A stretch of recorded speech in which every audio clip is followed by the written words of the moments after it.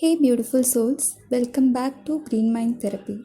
Today, I want to share a powerful story from Buddha that will help us understand one of the most important truths about life and karma. We often think of karma as something that relates only to our actions or words, but Buddha reveals that karma actually begins with our thoughts itself.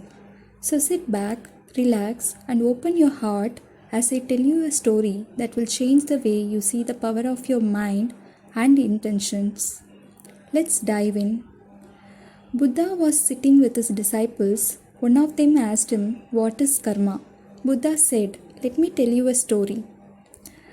There was a king who was touring his kingdom on his elephant.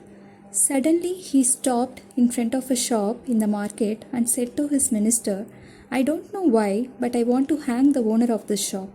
The minister was shocked, but before he could ask the king why, the king had moved on. The next day, the minister went to the shop dressed as one of the locals to see the shopkeeper. He casually asked him how his business was faring. The shopkeeper, a sandalwood merchant, reported sadly that he had hardly any customer. People would come to his shop, smell the sandalwood, and then go away. They would even praise the quality of the sandalwood but rarely buy anything. His only hope was that the king would die soon, then there would be a huge demand for sandalwood for performing his last rites. As he was the only sandalwood merchant around, he was sure the king's death would mean a windfall. The minister now understood why the king had stopped in front of the shop and expressed a desire to kill the shopkeeper. Perhaps the shopkeeper's negative thought vibration had subtly affected the king, who had, in turn, felt the same kind of negative thought arising within. The minister, a noble man, pondered over the matter for a while. Without revealing who he was or what had happened the day before, he expressed a desire to buy some sandalwood. The shopkeeper was pleased. He wrapped the sandalwood and handed it over to the minister. When the minister returned to the palace, he went straight to the court where the king was seated and reported that the sandalwood merchant had a gift for him. The king was surprised. When he opened the package, he was pleasantly surprised by the fine golden color of the sandalwood and its agreeable fragrance.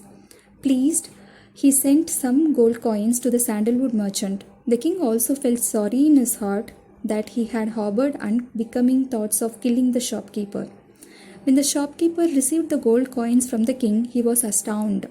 He began to proclaim the virtues of the king, who he felt,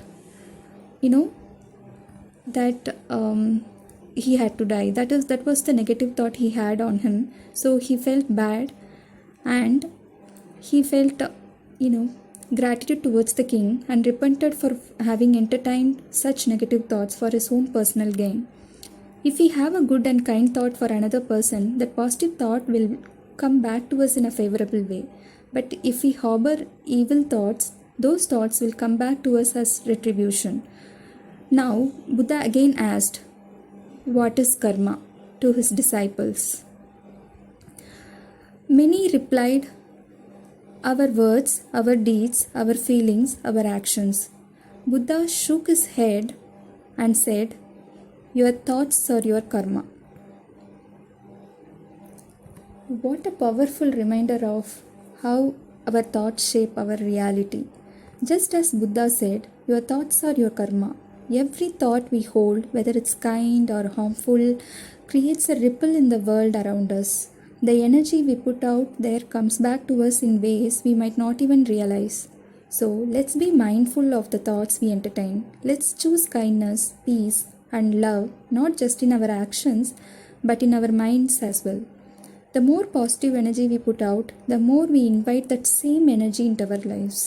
If you are looking for a way to calm your mind and keep it still and peaceful, I highly recommend exploring Sahaja Yoga Meditation. It's a beautiful practice that helps you achieve mental clarity and emotional balance, creating a deeper connection with your inner peace. You can find more information and resources in the comment section below. Thank you for joining me today on this journey of reflection. If this story resonated with you, you feel free to share it with someone who might need this reminder. And don't forget to like, subscribe, and hit that notification bell so you never miss an episode of GreenMind Therapy. Until next time, may your thoughts be peaceful, your heart be kind, and your journeys be full of positive energy. Stay grounded, stay mindful, stay beautiful. Take care, everyone. Thank you.